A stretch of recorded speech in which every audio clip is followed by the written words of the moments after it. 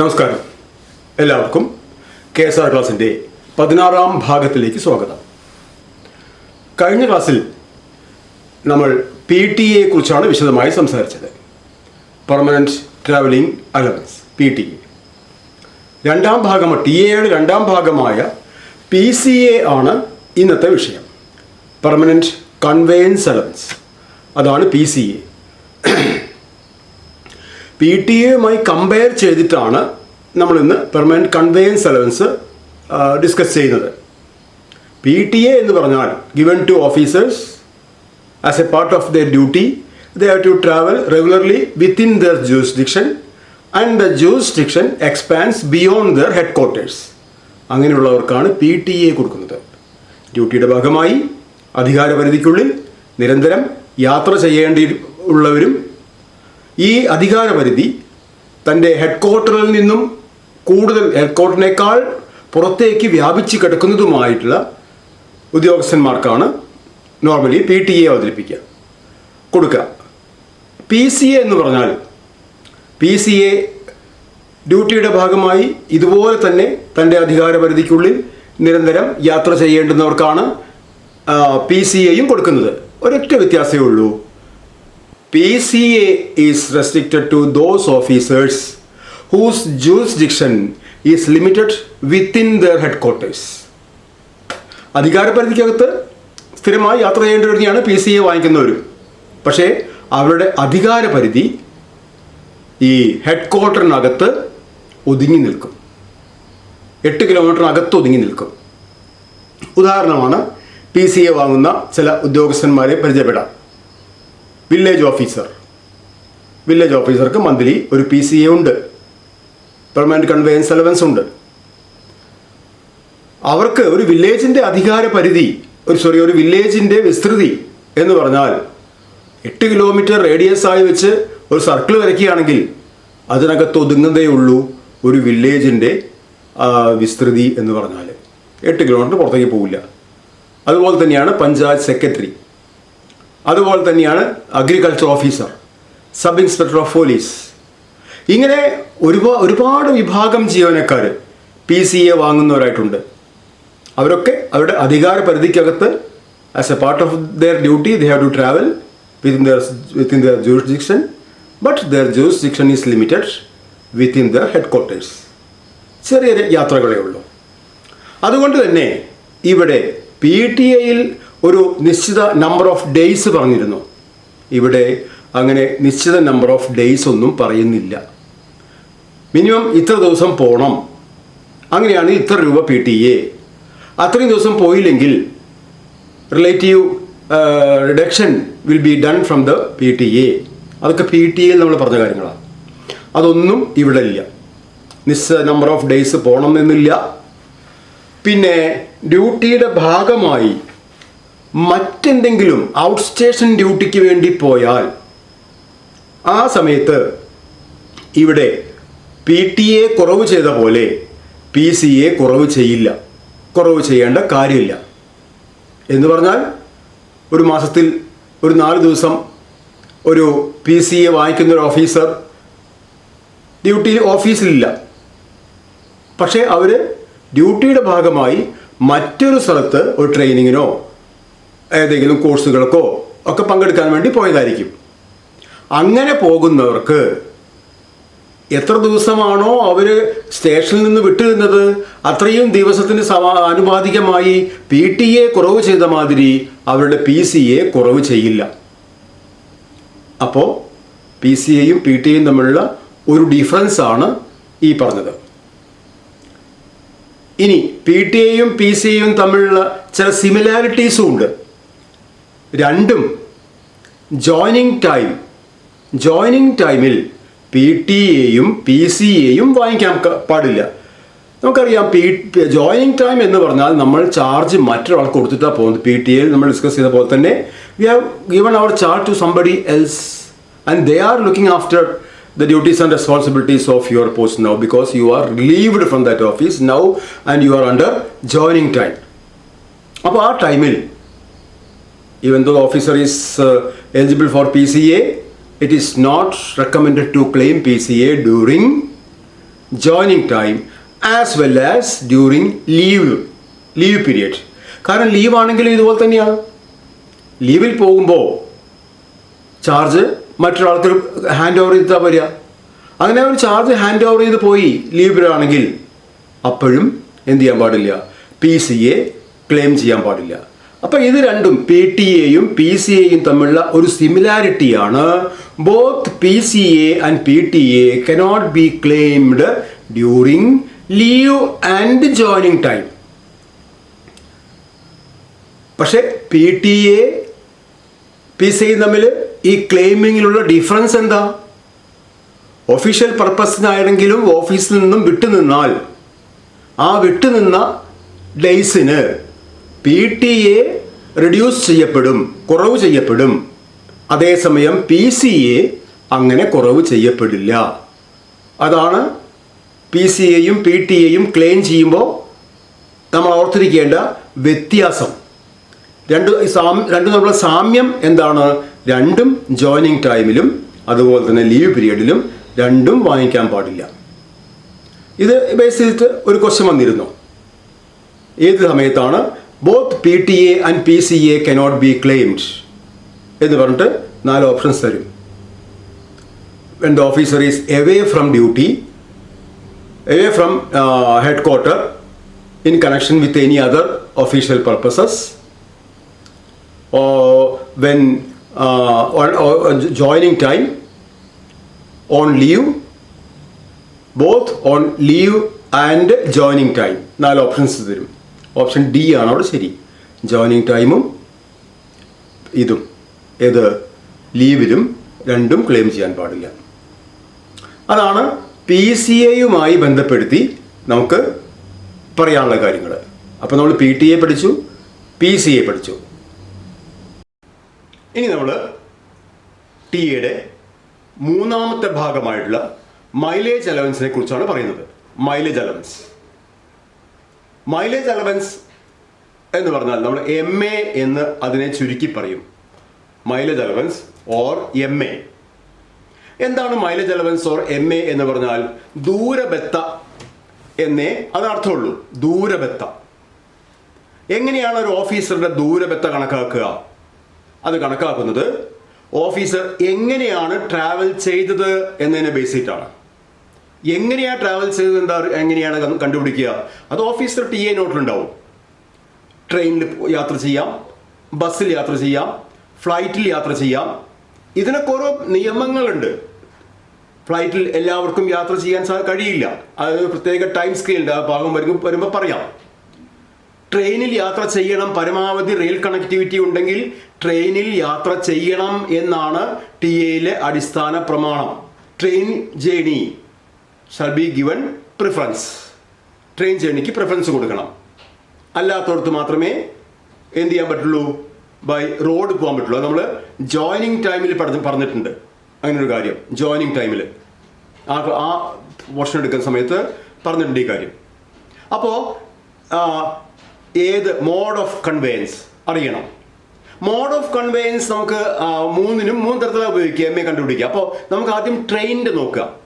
By rail ആണ് ഒരു officer യാത്ര ചെയ്യുന്നതെങ്കിൽ എങ്ങനെയാണ് ആ റെയിൽ ജേണിയുമായി ബന്ധപ്പെട്ട് ആ ഓഫീസറുടെ MA നമ്മൾ കണ്ടുപിടിക്കുക? അത് കണ്ടുപിടിക്കണമെങ്കിൽ അവിടെയാണ് നമ്മൾ നേരത്തെ പറഞ്ഞ gradation. Government officers are graded into 4 എന്ന് നമ്മൾ കഴിഞ്ഞ ക്ലാസ്സിൽ പറഞ്ഞിട്ടുണ്ട്. Grade 1, grade 2A, grade 2B, grade 3, grade 4. അങ്ങനെ 4 ഗ്രേഡുകളുണ്ട്. Grade 1, grade 2, grade 3, grade 4. Grade 2 എന്നുള്ളത് സബ് ഡിവിഷൻസ് ആണ്. ഗ്രേഡ് 2 എന്നുള്ളതിൻ്റെ സബ് ഡിവിഷൻസ് ആണ്. Grade 2A, grade 2B. ഈ ഓരോ ഗ്രേഡ് ഓഫീസേഴ്സിനും ട്രെയിൻ യാത്ര, ട്രെയിൻ ആക്സസിബിലിറ്റി ഓരോ പ്രത്യേക രീതിയിലാണ്. അപ്പോൾ നമ്മൾ പറഞ്ഞു MA കണ്ടുപിടിക്കുന്നത് എങ്ങനെയാണ്? ട്രെയിൻ യാത്രയുടെ MA is equal to fare plus incidental expense ആണ്. നമ്മൾ ട്രെയിനിൻ്റെ ആണ് ആദ്യം പറയുന്നത്.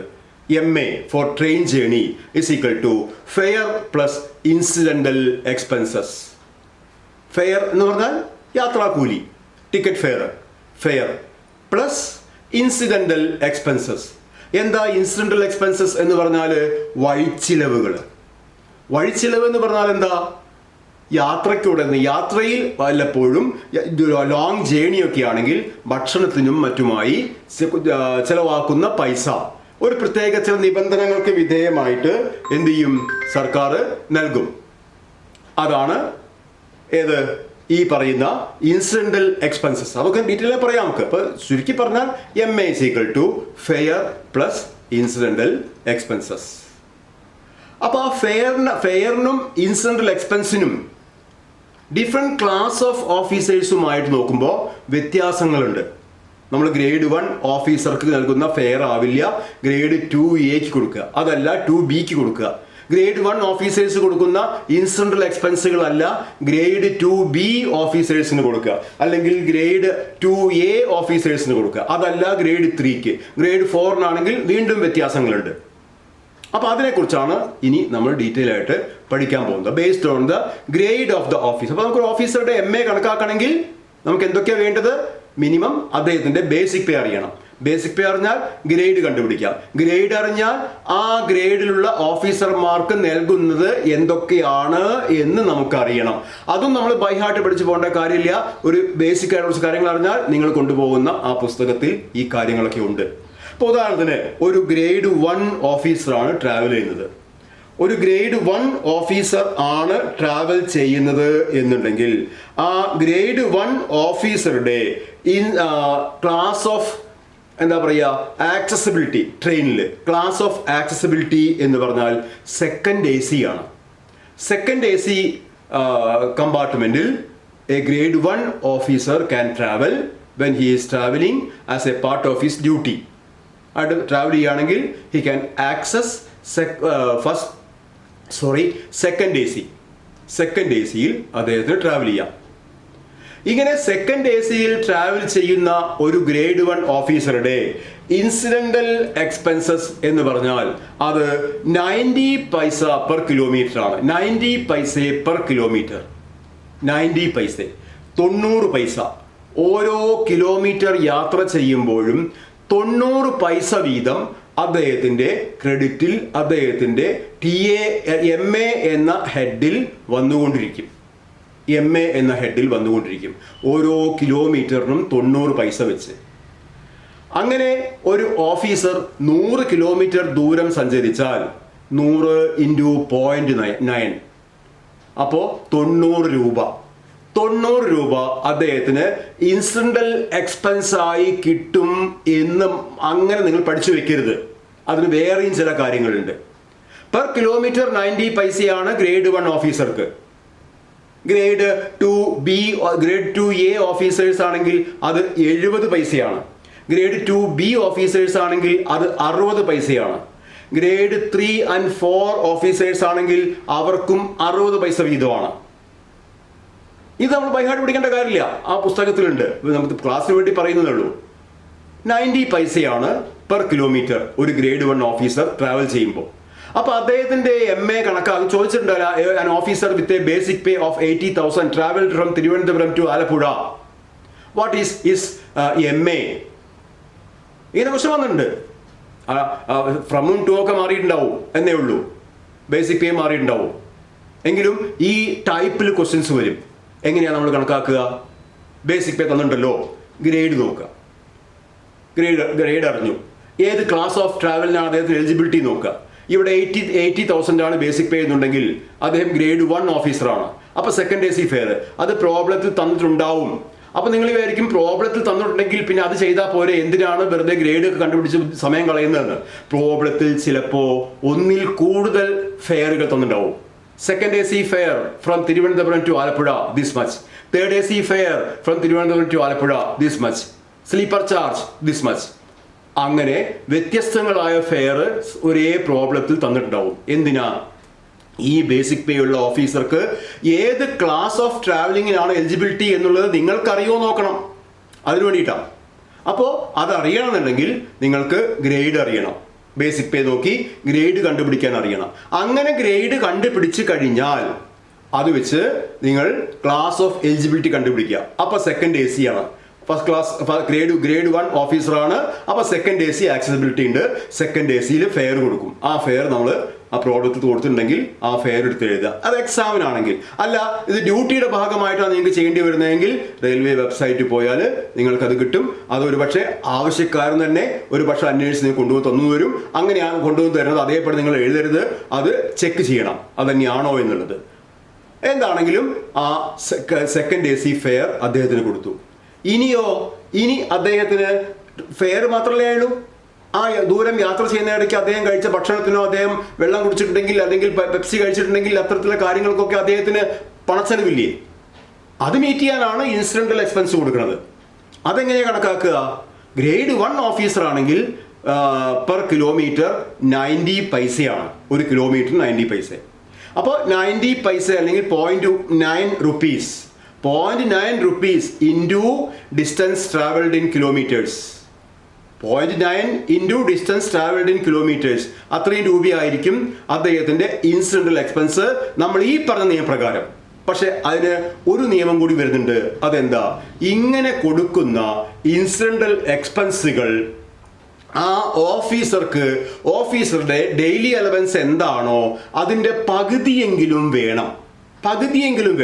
ഇപ്പൊ ഒരു ഗ്രേഡ് 1 ഓഫീസറുടെ പുതുക്കിയ DA ഡെയിലി അലവൻസ് 600 രൂപയാണ്. 600 രൂപ. അപ്പോ അയാളുടെ മിനിമം ഇൻസിഡന്റൽ എക്സ്പെൻസ് 300 രൂപയാണ്. അതാ പറഞ്ഞു നേരത്തെ 90 കിലോമീറ്റർ ആണ് സഞ്ചരിച്ചത്. ഞാൻ പറഞ്ഞല്ലോ ഗ്രേഡ് 1 ഓഫീസർ 100 കിലോമീറ്റർ ആണ് സഞ്ചരിച്ചത് എന്ന് പറഞ്ഞു. ഈ 100 കിലോമീറ്റർ സഞ്ചരിക്കാൻ അദ്ദേഹത്തിന് 100 കിലോമീറ്റർ ഇൻറ്റു 0.9 എന്ന് പറഞ്ഞാൽ 90 റുപ്പീസാണ് ആൻസർ കിട്ടുക. പക്ഷെ അദ്ദേഹത്തിന്റെ എലിജിബിൾ ഇൻസിഡന്റൽ എക്സ്പെൻസസ് 90 റുപ്പീസ് അല്ല. കാരണം എന്താ? രണ്ടാമത്തെ നിയമം, minimum incidental expenses shall not be less than half DA of the officer. അദ്ദേഹത്തിന്റെ ഡെയിലി അലവൻസ് എന്താണോ? അപ്പോൾ ഡെയിലി അലവൻസ് എവിടുന്നാണ് കണ്ടുപിടിക്കുക? അതും നിങ്ങൾ കൊണ്ടുപോകുന്ന ബുക്കിലുണ്ട്. ഓരോ ഗ്രേഡിൻ്റെയും ഡെയിലി അലവൻസ്, ഓരോ ഗ്രേഡിൻ്റെയും ഇൻസിഡന്റൽ എക്സ്പെൻസ്, ഓരോ ഗ്രേഡിൻ്റെയും ട്രെയിൻ ആക്സസിബിലിറ്റി, ഓരോ ഗ്രേഡും വേർതിരിക്കുന്നത് എങ്ങനെ, ഈ കാര്യങ്ങളൊക്കെ ടേബിൾ വൈസ് ആയിട്ട് ആ പുസ്തകത്തിലുണ്ട്. അത് നോക്കി ഇത് കണ്ടുപിടിച്ചാൽ ഈ നിയമങ്ങൾ മാത്രമേ നിങ്ങൾക്ക് അറിയണ്ടൂ. എന്ത്? മിനിമം ഇൻസിഡന്റൽ എക്സ്പെൻസസ് എന്ന് പറഞ്ഞാൽ ഹാഫ് DA ആണ്. ഇത് ഗ്രേഡ് 1 ആണെങ്കിൽ മിനിമം 300. 2Aക്കും 2Bക്കും 3ക്കും 4നും ഒക്കെ വ്യത്യസ്ത DAകളുണ്ട്. അത് DA പറയുമ്പോൾ അതിൻ്റെ കൂടുതൽ പറയാം. ഇനി അങ്ങനെ നമ്മളിപ്പോൾ MA കണ്ടുപിടിച്ചു. ഈ ഗ്രേഡ് 1 ഓഫീസേഴ്സിൻ്റെ ഗ്രേഡ് 2A ഓഫീസർ ഏത് ഗ്രേഡാണോ ട്രാവൽ ചെയ്ത ഒരു ഗവൺമെൻറ് ഓഫീസർ അദ്ദേഹത്തിൻ്റെ ബേസിക് പേ വെച്ച് അദ്ദേഹത്തിൻ്റെ ഗ്രേഡ് കണ്ടുപിടിച്ച് ട്രാവലിൻ്റെ ഡിസ്റ്റൻസ് വെച്ച് അദ്ദേഹത്തിൻ്റെ ഇൻസിഡന്റ് എക്സ്പെൻസ് കൊണ്ട് മൾട്ടിപ്ലൈ ചെയ്ത് അദ്ദേഹത്തിൻ്റെ DA നോക്കി അതിൻ്റെ മിനിമം എങ്കിലും ഉണ്ടോ നോക്കി. മിനിമം എങ്കിലും ഇല്ലെങ്കിൽ ഇപ്പം നേരത്തെ പറഞ്ഞ 90 എന്നുള്ളത് നമ്മൾ 300 ആയി എൻഹാൻസ് ചെയ്ത പോലെ മിനിമം ഇൻസിഡന്റ് എക്സ്പെൻസ് എത്രയാണോ അത് കീപ്പ് ചെയ്ത് പ്ലസ് അതോടുകൂടി അദ്ദേഹത്തിൻ്റെ ട്രെയിൻ ഫെയറും കൂടി കൂട്ടിക്കഴിഞ്ഞാൽ എന്ത് കിട്ടും? അദ്ദേഹത്തിൻ്റെ MA കിട്ടും. MA കണക്കാക്കാൻ വേണ്ടി പലപ്പോഴും അല്ല മിക്കവാറും എല്ലാ എക്സാംസിലും MA കണക്കാക്കാനും DA കണക്കാക്കാനും ടോട്ടൽ TA കണക്കാക്കാനും ഒക്കെ ക്വസ്റ്റ്യൻസ് ഒന്നല്ല രണ്ടല്ല നിരവധി തവണ വരും. ഒരു ക്വസ്റ്റ്യൻ അല്ല വരും, നിരവധി വരും. കാരണം അവർ അത്രയും ഇമ്പോർട്ടൻ്റ് ആയിട്ട് ചാപ്റ്ററാണത്. ഇപ്പം നേരത്തെ പറഞ്ഞല്ലോ തിരുവനന്തപുരത്ത് നാൽപ്പഴയ്ക്ക് പോയി 80,000 രൂപ ബേസിക് പേ വാങ്ങുന്ന ഒരു ഓഫീസർ. അദ്ദേഹത്തിൻ്റെ എലിജിബിൾ MA എത്ര എന്ന് വെച്ചാൽ നിങ്ങൾ എന്താ ചെയ്യുക? ഈ പറഞ്ഞ മാതിരി കണ്ടുപിടിക്കുക. ഡിസ്റ്റൻസ് തന്നിട്ടുണ്ടാവും. തിരുവനന്തപുരം ടു ആലപ്പുഴ എത്ര കിലോമീറ്റർ തന്നിട്ടുണ്ടാവും, ബേസിക് പേ തന്നിട്ടുണ്ടാവും. അത് രണ്ടും കിട്ടിയാൽ നമുക്ക് ബാക്കി നമ്മുടെ കയ്യിലുണ്ട്. ബേസിക് പേ നമ്മൾ ഗ്രേഡ് കണ്ടുപിടിച്ചു, എലിജിബിൾ ക്ലാസ് ഓഫ് ട്രാവലിംഗ് നമ്മൾ അറിഞ്ഞു, നമുക്കറിയാം. അത് വെച്ച് അതിൻ്റെ ഫെയർ എടുത്തു. അതിനോട് കൂടി ഇൻസിഡന്റ് എക്സ്പെൻസ് ഗ്രേഡ് 1 ഓഫീസർ ആണെങ്കിൽ പെർ കിലോമീറ്റർ 90 ആണ്. തിരുവനന്തപുരത്ത് നിന്ന് ആലപ്പുഴ വരെയുള്ള ഡിസ്റ്റൻസ് ഇൻറ്റു 90. അത് 300 എത്തുന്നില്ലെങ്കിൽ അത് 300-ൽ ആക്കി നിജപ്പെടുത്തുക. 300എങ്കിലും കൊടുക്കണം, മിനിമം അത് കൊടുക്കണം. അപ്പൊ ഇങ്ങനെ ഒരു മിനിമം ഉണ്ടെങ്കിൽ അതിനൊരു മാക്സിമം ഉണ്ടാവൂലോ. മാക്സിമം ഇൻസിഡന്റൽ എക്സ്പെൻസസ് എന്ന് പറഞ്ഞാൽ അത് 1 DA ആണ്.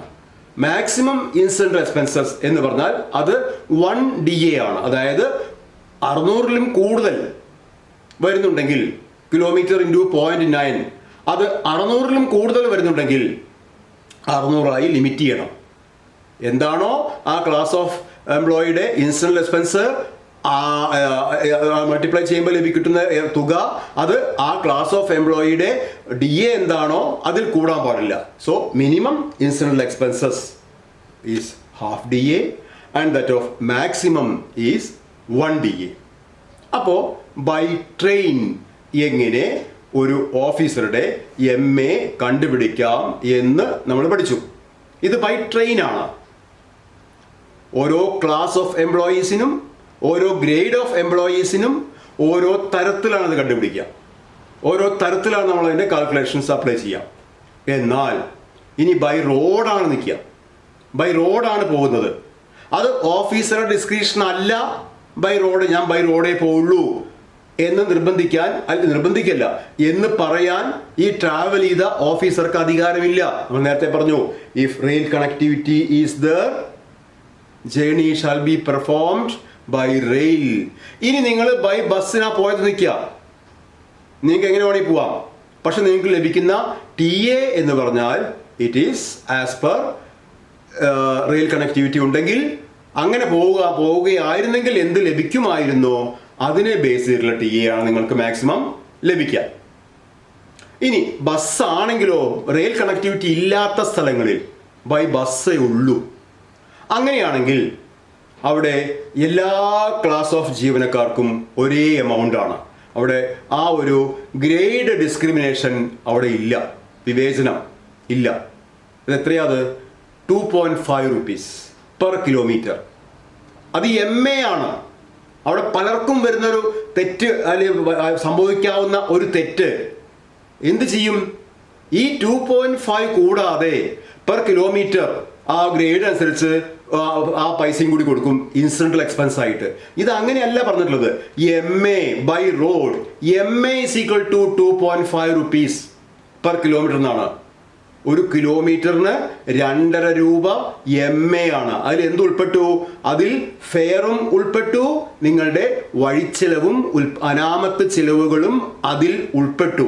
രണ്ടും കൂടി ചേർത്തിട്ട്, രണ്ടും കൂടി കമ്പൈൻ ചെയ്തിട്ടാണ് 2.5 rupees പെർ കിലോമീറ്റർ എന്ന് പറഞ്ഞിട്ടുള്ളത്. അത് നിങ്ങളെ എന്താ പറയുക കൺഫ്യൂസ്ഡ് ആക്കാൻ വേണ്ടി ചോദിക്കും. an officer traveled a distance of 150 kilometers by road with a basic pay of this much, 95,000 basic pay ഉള്ള ഒരു ഓഫീസർ 150 കിലോമീറ്റർ ദൂരം റോഡിൽ ബൈ റോഡ് ട്രാവൽ ചെയ്തു as a part of his duty. What is his eligibility as MA എന്ന് ചോദിക്കും. അവിടെ basic pay തന്നിട്ടുണ്ടെങ്കിലും അത് mind ചെയ്യേണ്ട കാര്യമില്ല. എത്ര കിലോമീറ്റർ പോയി അത് മാത്രം നോക്കുക. ഇൻറ്റു 2.5 എത്രയാണോ കിട്ടുന്നത് അതാണ് അവൻ്റെ MA, അതാണ് അദ്ദേഹത്തിൻ്റെ MA. അതിൻ്റെ കൂടെ നിങ്ങൾ യാതൊന്നും അഡീഷണൽ ആയിട്ട് ചെയ്തു കൊടുക്കേണ്ട കാര്യമില്ല. അഡീഷണൽ ഇൻസിഡൻ്റൽ എക്സ്പെൻസ് ഇല്ല. ബിക്കോസ് ഇറ്റ് ഈസ് MA എന്നാണ് ആ ഗവൺമെൻറ് ഓർഡർ പറഞ്ഞത്.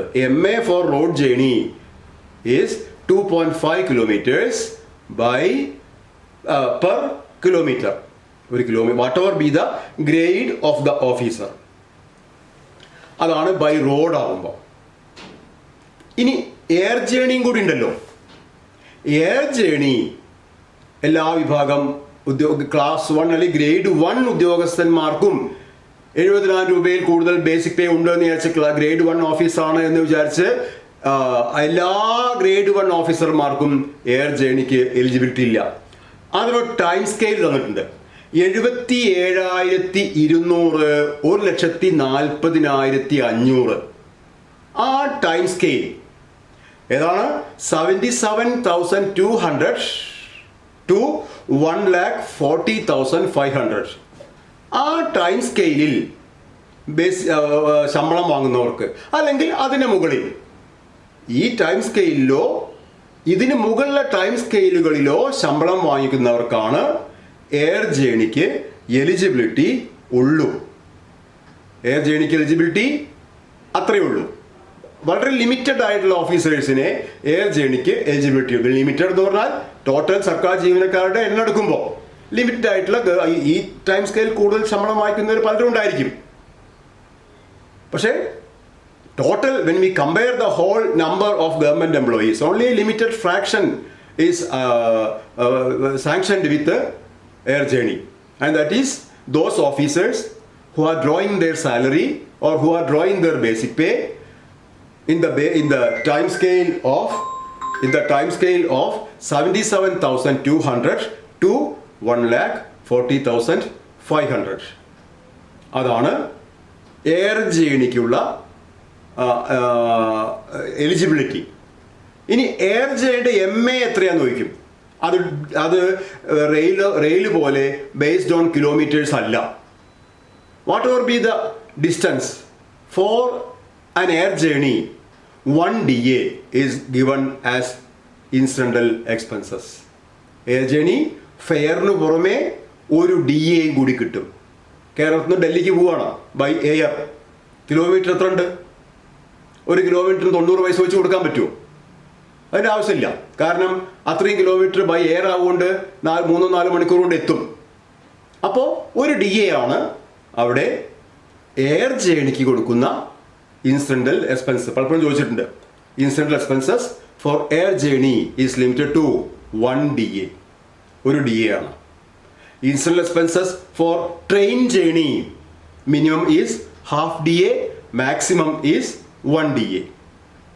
അപ്പം ഇതൊക്കെയാണ് നമുക്ക് MAയുമായി ബന്ധപ്പെട്ട് അറിഞ്ഞിരിക്കേണ്ട കാര്യങ്ങൾ. ഇതിൽ നിന്ന് ഡെഫിനറ്റ് ആയിട്ടും നമുക്ക് 3-4 മാർക്കിൻ്റെ 2-3 മാർക്കിൻ്റെ ക്വസ്റ്റ്യൻസ് എന്തായാലും ഈ MA എന്നുള്ള ഭാഗത്തിൽ നിന്ന് നമുക്ക് പ്രതീക്ഷിക്കാം. ഡയറക്റ്റ് നിയമങ്ങളല്ല ചോദിക്കുക, അതിൻ്റെ അപ്ലിക്കേഷൻ ലെവലിലാണ് ക്വസ്റ്റ്യൻസ് വരിക. ഒരു ഓഫീസർ ഇന്ന സ്ഥലത്ത് നിന്ന് ഇന്ന സ്ഥലത്തേക്ക് യാത്ര ചെയ്തു, അവിടുന്ന് ഇന്ന ഇത്ര കിലോമീറ്റർ ബൈ റോഡ് പോയി, അവിടുന്ന് തിരിച്ചു വന്നു. അപ്പോൾ അദ്ദേഹത്തിൻ്റെ MA എത്രയായിരിക്കും? അങ്ങനെയൊക്കെ ക്വസ്റ്റ്യൻസ് വരും. നമുക്കതിൻ്റെ ക്വസ്റ്റ്യൻസ് സോൾവ് ചെയ്യും. ഞാൻ ഈ പോർഷൻസ് കഴിഞ്ഞാൽ പിന്നെ ക്വസ്റ്റ്യൻസ് ആൻസർ ചെയ്തിട്ട് ഇട്ട് തരും. അതിൽ അതൊക്കെ ഡീറ്റെയിൽ ആയിട്ട് പറയാം. ഓക്കെ, ഇത്രയാണ് ഈ ഒരു വീഡിയോ കൊണ്ട് ഉദ്ദേശിക്കുന്നത്. Thank you.